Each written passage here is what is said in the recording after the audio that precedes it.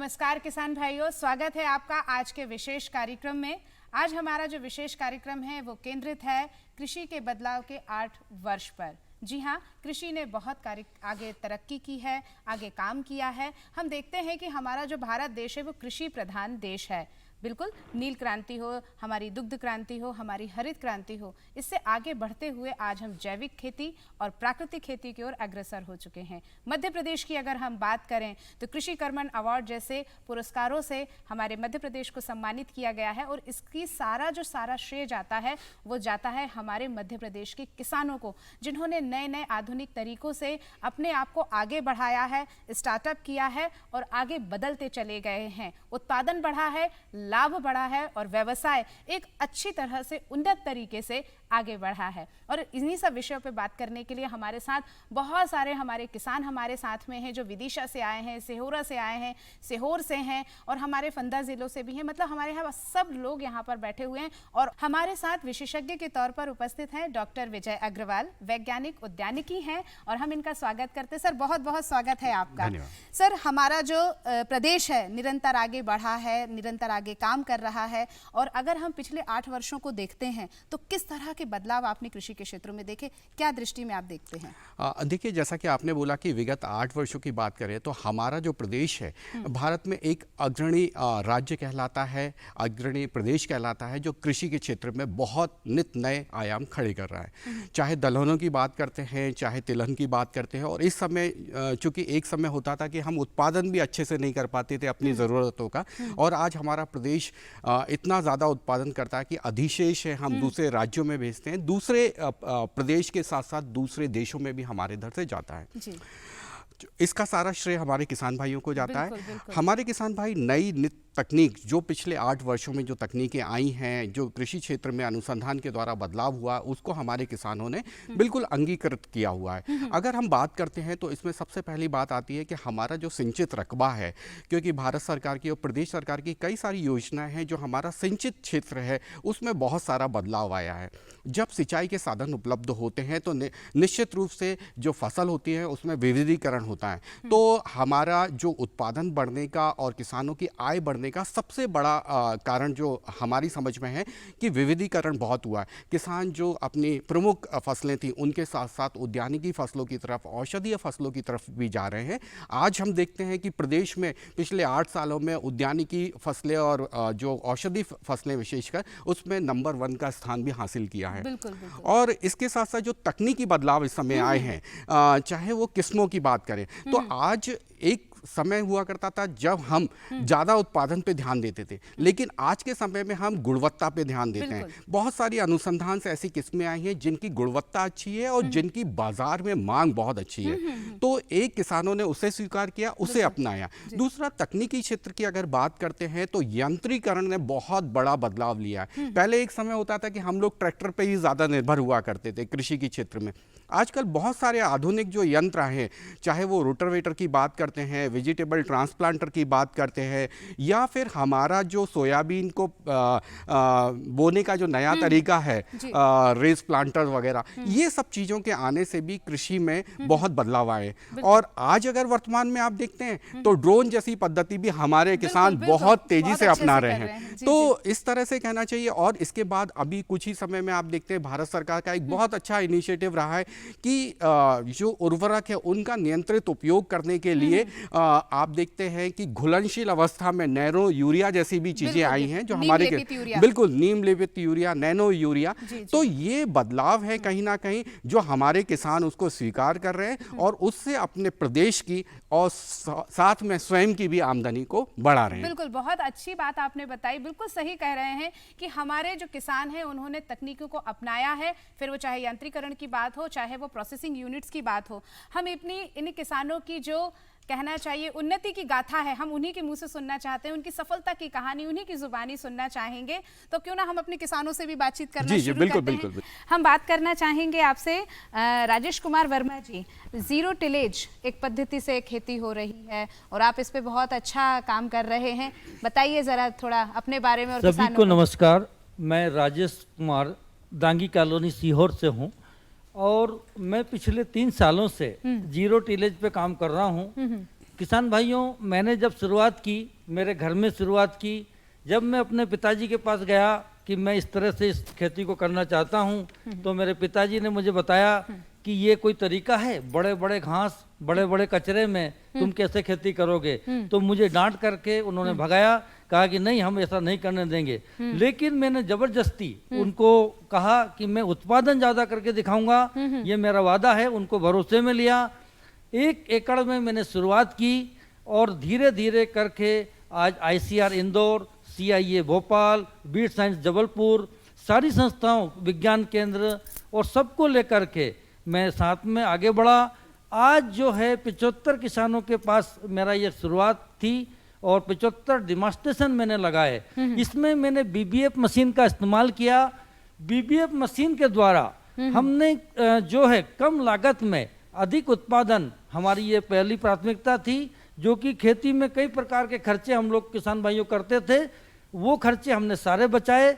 आज कम से कम लागत में हमारा लगभग अधिक उत्पादन, मैंने 1 एकड़ से पूसा तेजस जो वैरायटी है गेहूं की, जिसको ICR इंदौर डॉक्टर नीता खांडेकर से मैंने खरीदी, मतलब फ्री में दिया उन्होंने डेमोन्स्ट्रेशन के लिए।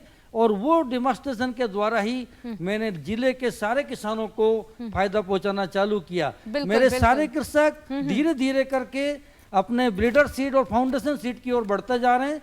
आज जो बीज की मारामारी किसानों के बीच में हो रही है, हम 2-3 सालों के अंदर हम सारी समस्या का निदान करेंगे। बिल्कुल वर्मा जी, बिल्कुल वर्मा जी, आपने बहुत अच्छी बात बताई है कि आपने जीरो मतलब लागत से आपने बहुत अच्छा काम कर लिया। मैं बात करना चाहूँगी मैं बात करना चाहूँगी भगवान सिंह नरवरिया जी से कि किस तरह से आप आगे काम कर रहे हैं और किस तरह आपने ग्रीष्मकालीन मूंग की खेती में उन्नत तकनीक अपनाई है। जी मैडम, सर्वप्रथम तो मैं उपस्थित सभी कृषकगण और जो मेरी आवाज़ सुन रहे हैं और सुनेंगे उन सभी को मेरी राम राम। अगर जिस तरीके से मूंग की खेती की एक ऐसी लगन लगी, ऐसे दिमाग में रही पिछले कई वर्षों से कि ये गर्मी के सीजन में अपने जो खेत हैं वो खाली पड़े रहते हैं, क्यों ना कोई ऐसी तकनीक अपनाई जाए जिससे मतलब ये खेत खाली ना रहें और हमको कुछ मुनाफा भी मिले। तो कृषि विस्तार अधिकारी से जब हमने संपर्क किया तो उन्होंने हमें सलाह दी कि आप जो है मूंग की खेती करें। मूंग की खेती में आपका खर्चा भी कम आएगा और उपज भी अच्छी मिलेगी। तब हमने मूंग की खेती की तो उसमें वास्तव में खर्च भी कम लगता है, दवाई भी कम लगती हैं। ये खरीफ और रबी की फसलों की अपेक्षा ग्रीष्मकालीन मूंग में ये खर्च कम लगते हैं और पैदावार अच्छी और बढ़िया पैदावार मिलती है। ये एक प्रकार का कृषि में एक प्रकार का बोनस ही कहा जा सकता है। बिल्कुल, आपने बोनस की बात करी। पुरानी पद्धति से लेकिन हम खेती करते आ रहे थे, अचानक से कुछ नया मिला, उसको अपनाने में क्या कोई परेशानी हुई? क्या फायदा मिला? नहीं मैडम, इसको अपनाने में कोई परेशानी नहीं हुई। आगे भी हम चाहेंगे कि अब इसका परिणाम ये हुआ कि हमारे गांव में करीब 50 कृषक हैं। कोई भी कृषक ऐसा बाकी नहीं रहा जिन्होंने मूंग की ना लगाई हो। हर कृषक के घर पे थोड़ी बहुत मूंग हर कृषक ने बोई है और इसी को देख के अब आगे और आसपास के गांवों के किसान भी मतलब मूंग की खेती करेंगे। बिल्कुल, आगे भविष्य में हमारा प्लान है कि कोई ऐसा प्लांट हम लोग लगाएं ताकि मूंग के सप्लाई ना करके हम उसका रूपांतर कर पापड़ वगैरह बनाकर मार्केट में सप्लाई करें, जिससे सभी किसानों को। जी कि आपने मूंग की इतनी अच्छी खेती की बात बताई, इसीलिए आज शायद ये बात है कि आज हमारा जो मध्य प्रदेश है वो मूंग की खेती में अग्रणी हुआ है ना। इस बार बहुत अच्छा उत्पादन हुआ है। जी अग्रवाल जी, देखिए, दलहन के रूप में तो एक तो बाजार बहुत अच्छा है और मध्य प्रदेश को एक बहुत अच्छा एक इसमें है कि हमारे किसान जो सिंचित क्षेत्र हैं वहाँ पर किसान धीरे धीरे करके ग्रीष्मकालीन मूंग में आ रहे हैं। पहले देखा जाता था कि होशंगाबाद और हरदा के किसान थे जो इसकी खेती करते थे, तो एक ये बहुत अच्छा है। और दूसरी बात इसमें एक फ़ायदा और होता है कि जो 50 से 62 दिन में ही इसमें उत्पादन मिल जाता है। बाजार भाव अच्छे हैं तो उससे भी किसानों को बहुत फ़ायदा मिलता है। एक जो हमारे हमारे किसान भाई ने बहुत अच्छी चीज़ बोली है कि इसमें हम प्रसंस्करण उद्योगों को भी शामिल करें। तो मैं बताना चाहूँगा कि मध्य प्रदेश शासन और भारत सरकार की कई योजनाएं हैं जिसमें आप मूंग के प्रसंस्करण को कर सकते हैं और अपने क्षेत्र में जो स्व सहायता समूह है या एफपीओ के माध्यम से प्रसंस्करण उद्योग जो मूंग आधारित हैं और अन्य दलहन आधारित हैं, उसमें जो भी हम साल में फसलें लगाते हैं, क्योंकि मूंग तो हमारा 2 से 3 महीने में हमारी आ जाती है, इसके अलावा भी हम दूसरी फसलें चाहे मक्का है, गेहूं है, चना है, इन सबको शामिल करके उद्योग अपने गांव में लगा सकते हैं, जिससे किसानों को एक अतिरिक्त आमदनी होगी और युवाओं को और साथ में महिलाओं को भी रोजगार से रोजगार मिलेगा।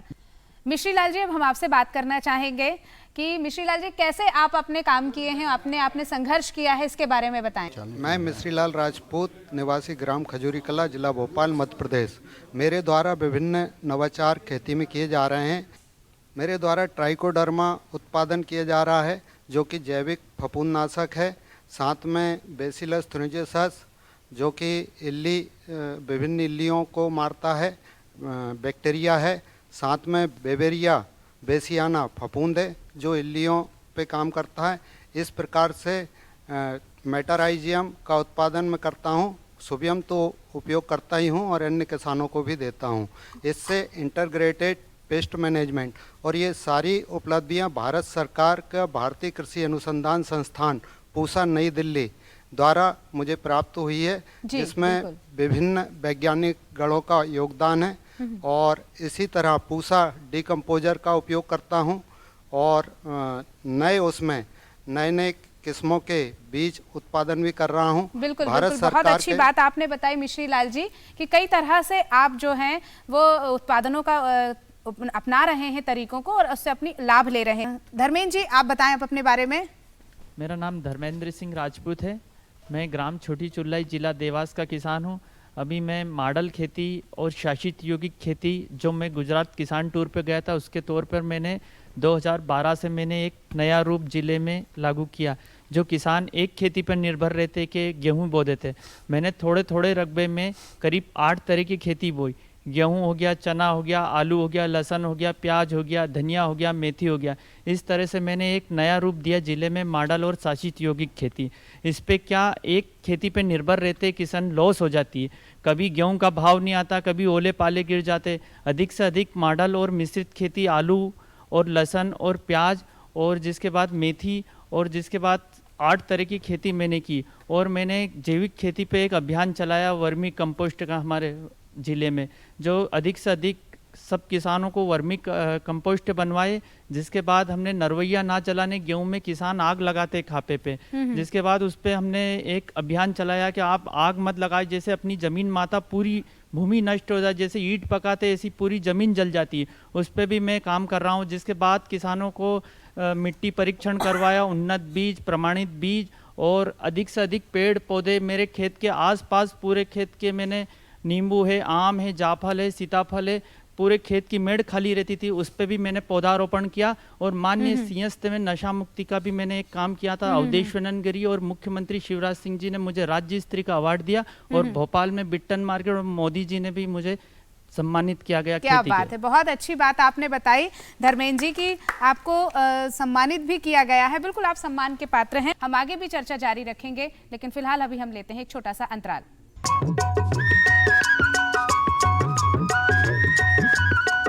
अरे सुन तो। मुझे क्या सुनाना चाहते हो? जो सुनाओ मेरी सौतन को। किसको? अरे वही तुम्हारा मोबाइल फोन जिससे सुबह शाम दिन रात चिपके रहते थे और कहते थे किसान कॉल सेंटर से बातें हो रही हैं। अच्छा ये बात है। हाँ, क्यों, क्या हुआ? अब बात नहीं होती क्या? अब तो झट से बात हो जाती है। संबंधी समस्याओं का अपनी भाषा में तुरंत हल पाने के लिए पूरे भारत में किसी भी फोन से हेल्पलाइन नंबर पर संपर्क करें। किसानों का दोस्त किसान कॉल सेंटर।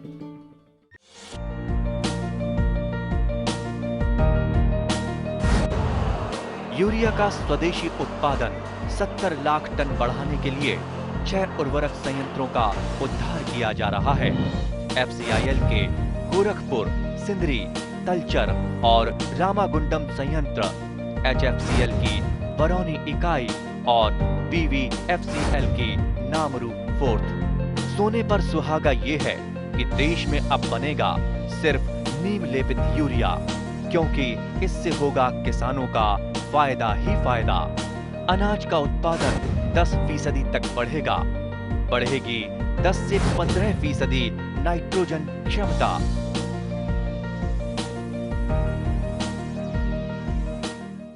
मैं बात करना चाहूंगी रामराज डांगी जी से। विदिशा से हैं आप और आपने सोयाबीन और गेहूं पर अच्छा काम किया है, अपने बारे में कुछ बताएं। मैं रामराज डांगी, मदनखेड़ी, जिला विदिशा। जी आप बताएं, सोयाबीन और गेहूं की खेती में आपने किस तरह काम किया है? सोयाबीन की खेती में अच्छा, सोयाबीन की खेती 14 इंची पे करना चाहिए और पेड़ की दूरी 2-3 अंगुल दूर होना चाहिए पौधे से पौधे जी, की। जी। जी। और जल भराव नहीं होने चाहिए बिल्कुल। खेती में। पहले देखने चाहिए जहाँ जल भराव हो वहाँ सोयाबीन नहीं बोना चाहिए। ठीक है। तो अभी आपके पास कितना रकबा है? मेरे पास है 10 हेक्टर। 10 हेक्टर है। तो कब से कर रहे हैं आप ये खेती? मुझे 10 साल हो गए। 10 साल हो गए हैं। किस तरह आपने आधुनिक पद्धति को अपनाया और सोयाबीन की खेती में आपने लाभ लिया? आपने कौन सी उन्नत बीजें इसमें इस्तेमाल की? बीज 98 है, वो तो जमीन के हिसाब से बोआता है बीज। जी। जैसी जमीन होगी वो वही हिसाब से बीज बोआएगा। जरूरी नहीं है सब में एक साथ बीज हुआ जी, जी, जी, जी। हम बात करना चाहेंगे धर्मपाल जी से। आप बताएं अपने बारे में और अपनी कहानी बताएं। जी नमस्कार, मेरा नाम धर्मपाल दांगी है। मैं भोपाल ज़िले के गांव भैंसोंदा से आता हूं। मेरे पास 20 एकड़ ज़मीन है लगभग, जिसमें से 5 एकड़ ज़मीन में वर्ष 2019 से मैं जैविक खेती कर रहा हूं। तो शुरुआती कुछ डर भी था मेरे मन में जी। कुछ भ्रांतियां भी थी कि अगर रासायनिक खेती से जैविक पे आएंगे तो एकदम उत्पादन कम हो जाएगा। तो क्योंकि हम खेती पे ही निर्भर हैं तो हमें डर था कि कहीं हमारे आर्थिक नुकसान ना हो जाए उत्पादन कम होने से। तो शुरुआत में हमने धीरे धीरे रासायनिक खाद जो डालते थे उसकी मात्रा को थोड़ा थोड़ा करके कम किया। जी बिल्कुल। पहले 1 क्विंटल पर एकड़ डालते थे, फिर उसे 50 किलो किया पर एकड़। इसके बाद घर पे ही हमने वर्मी कंपोस्ट जो केंचुए का खाद होता है वो तैयार किया, उसे डालना स्टार्ट किया। अब आज स्थिति ये है कि हमारे 5 एकड़ में जो जैविक उत्पादन है वो जो अतिरिक्त जो जमीन है हमारी 15 एकड़ जी। उसमें जो रासायनिक उत्पादन हो रहा है उसके बराबर ही आ रहा है और जो जैविक उत्पादन है उसका भाव भी हमें मार्केट में अच्छा मिल रहा है। बिल्कुल, आपने बहुत अच्छी बात बताई कि आपने रासायनिक से जैविक की तरफ आए और आपने अच्छा लाभ लिया। मैं बात करना चाहूंगी गजराज जी आपसे। आपने सोयाबीन की खेती में आपने एक अच्छा काम किया है, अपने अनुभव हमसे साझा कीजिए। नमस्कार, मेरा नाम गजराज सिंह परमार है। मैं ग्राम हीरापुर, तहसील जिला सीहोर का निवासी हूँ। विगत कई वर्षों से हमारे परिवार में गाँव में सोयाबीन की खेती चलती आ रही थी। उस समय हमें ये नहीं पता था कि किस तरह से हम बीज की तैयारी करें। कई बार किसान अच्छा बीज उपयोग नहीं करने की वजह से लाभ नहीं मिल पाता था। इसी संबंध में हमें कृषि विज्ञान केंद्र से मिट्टी परीक्षण के लिए हमने अपनी समस्या बताई और उसमें कृषि विज्ञान द्वारा हमें मिट्टी परीक्षण के लिए नमूना लेने के लिए कहा गया और उस मिट्टी परीक्षण के लिए हमने कृषि विज्ञान केंद्र में मिट्टी लेके गए और वहाँ से हमें बताया गया कि भाई आपकी मिट्टी में कौन कौन से पोषक तत्व की कमी है। तो फिर उसको हमने दूर किया और आगे उसमें खेती करी और हमने उसके हिसाब से अपनी फसल में जो भी खाद देना था उस समस्या का समाधान किया। और इसके साथ साथ में बीज सबसे अहम होता है। बीज अगर आपने अच्छी किस्म का अगर बीज लगाया है तो उसमें आप लाभ ले सकते हैं, अन्यथा वो घाटे का सौदा हो जाता है। कई यंत्रों का इस्तेमाल भी किया होगा आपने? हमने कृषि यंत्र के लिए सबसे पहले तो उसको गहरी जुताई करने के लिए कहा गया। पहले हम लोग क्या है कि गर्मियों में बुआई का समय जब आता था उससे पहले ही हम 8-10 दिन पहले उसकी जुताई करते थे। लेकिन जैसे गर्मी का समय आता था उस समय हमने क्या गहरी जुताई करके और उसमें जो बुआई का समय रहता था तब तक हम उसमें गहरी जुताई करके लाभ कमा सकते थे। जी, पद्धतियों का, नई पद्धतियों का इस्तेमाल किया आपने? नई पद्धतियों में जैसे हमारे खेतों में जब हम बिजाई करते थे तो हमारी सोयाबीन अधिक वर्षा के कारण गल जाती थी। तो उस समय क्या हमें बताया गया कि भाई इसमें नाली विधि से अगर आप उसकी जुताई करते हैं तो जो पौधे आपके गल जाते थे वो पानी का रिसाव होकर सीधा बह जाता था। और कई ऐसी किस्में हैं जो अधिक वर्षा की वजह से उसका उत्पादन अच्छा आता है। तो हमने नई किस्म के जो बीज हैं RBS 18 है जी, RBS 1135 है। ये नई नई किस्में जो फाउंडेशन और जो नई अनुसंधान केंद्र से जो बीज आता है उस बीज को हमने क्या स्वयं तो लगाया, साथ साथ में हमने जो किसान हैं उन किसानों को भी इस बीज के लिए प्रेरित करा और वो पुराने जो बीज लगाते तो उनको बंद करके नई बीज को हमने तैयार किया बिल्कुल, लगाना। बहुत अच्छी बात आपने बताई कि हमने पुरानी पद्धति को अलग करके हमने नई पद्धति पे काम करना शुरू किया। मैं बात करना चाहूंगी त्यागी जी से। त्यागी जी, आप अपने बारे में कुछ बताएं और अपने अनुभव हमसे साझा करें। मेरा नाम सुरेश त्यागी, निवासी ग्राम लसुड़िया परिहार। मूलतः मैं स्कूल संचालक हूँ, लेकिन 4 साल पहले मेरे मन में आई कि लोग इतना जहरीली खेती हो रही है और इतना जहर हमारे अंदर जा रहा है, तो इसी को देखते हुए सबसे पहले तो मैंने 7 गिर गाय ली गुजरात से ओरिजिनल। उनसे मुझे 40 लीटर दूध पर डे होता है जो सिटी में सप्लाई होता है बोतल में पैकिंग द्वारा जी। और 2800 रुपये पर डे मुझे उससे लगभग औसतन मिलते हैं, ऐसे 75-80 हज़ार रुपये पर मंथ। इसके बाद उसी गोबर को चूँकि देसी गाय की वर्मी कंपोस्ट सबसे अच्छी होती है, तो मैंने इछावर कृषि विज्ञान केंद्र से वर्मी कंपोस्ट के केचुए लाकर यूनिट शुरू की। 3 साल में आज मेरे पास 40 लंबे बेड, 35 फीट लंबे, 4 फीट चौड़े बेड है, जिनसे मेरा काफ़ी मतलब 300-400 कुंटल वर्मी कंपोस्ट तैयार हो रहा है जी। और आज भी अभी कृषि प्रशिक्षण खेत पर चल रहा है, फार्म हाउस पर जी, जी। और लगातार 8 या 10 दिन में कृषि अधिकारियों द्वारा विजिट करना, प्रशिक्षण देना, जी, आना बिल्कुल। और कृषि समूह को ले जाना, बिल्कुल, ये बिल्कुल। निरंतर जारी है। बिल्कुल, आपने त्यागी जी बहुत अच्छी बात ये बताई कि आप लगातार प्रशिक्षण भी कर रहे हैं और पशुपालन के साथ साथ में केचुए की खाद और वर्मी कंपोस्ट पे भी आप काम कर रहे हैं। अमर सिंह जी, मैं आपसे जानना चाहूँगी कि किस तरह आपने अपनी खेती किसानी को आगे बढ़ाया है, कैसे बदलाव लाया है और कैसे लाभ लिया है? मैं इछावर ब्लॉक से अमर सिंह रेकवार। मैंने सबसे पहले अपनी खेती को गहरी जुताई की। इससे गहरी जुताई करने के बाद में मक्का की फसल सबसे बेस्ट फसल मक्का की ली मैंने। मक्का अच्छी क्वालिटी मेरे ही साइड में कृषि विज्ञान है, यानी 5 किलोमीटर दूर पे। तो हमारे कृषि विज्ञान में डॉक्टर कनौजिया जी हैं, उनसे सलाह ली जी। सर मेरे को अच्छी किस्म की मक्का बताइए जो मैं लगा पाऊँ। कनौजिया जी ने मेरे को सलाह दी और गंगा नाम से एक मक्का आई, वो उनने मेरे को लगवाई। मैंने उसका बीज उपचार करा, ट्राइकोडर्मा से ही बीज उपचार करा। फिर रासायनिक में यूरिया लिया। इससे हटके टानिक एक बताई उनने, विगर जी। विगर जियो कंपनी की है वो। उसे मैंने मट्टी में अच्छी भुरभुरी मट्टी बना के और मट्टी में मिलावट करके जी पर पौधे के पास लगभग 50-50 ग्राम बिल्कुल रखा। जी बिल्कुल, आपने बहुत सही बात बताई अमर सिंह जी कि अगर नई तकनीक अपनाई जाएगी तो हम अच्छे से अच्छा ले सकते हैं। हम आपसे जानना चाहेंगे कि जिस तरह हमारे किसान भाइयों ने अपने अनुभव हमसे साझा किए, आगे बढ़ना चाहते हैं, कुछ करना चाहते हैं और चाहते हैं कि एक उन्नतशील किसान के तौर पर आए, वैज्ञानिक दृष्टि से आपका क्या कहना है? देखिए, इसमें आधुनिक तकनीक में जैसा सभी लोग बता रहे हैं, हमारे किसान भाइयों के अनुभव है कि बीज सबसे महत्वपूर्ण होता है। तो सबसे पहले बीज को हमको अच्छा बीज जो है अनुशंसित किस्म होती है, हर जगह के लिए एक अनुशंसित किस्म होती है। तो सबसे पहले किसानों को अनुशंसित किस्मों की तरफ जाना चाहिए। और जो हमारा पारंपरिक बीज है जो हमारे किसान भाई करते आ रहे थे, जिसमें कुछ गुणवत्ता है, रोगों से लड़ने की शक्तियाँ, उनको भी हमको बचा के इसमें चलना चाहिए। दूसरी बात जो सामने निकल के आती है वो जैविक खेती या प्राकृतिक खेती के लिए है।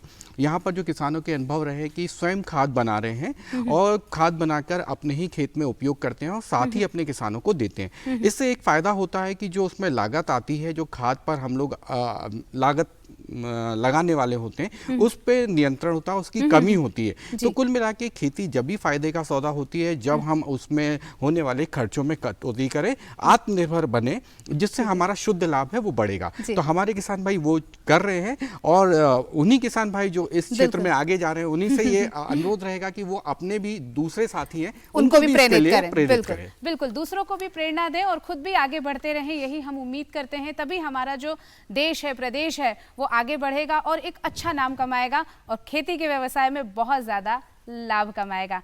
हमारे बीच में सभी उपस्थित हुए, आप सबका बहुत बहुत धन्यवाद।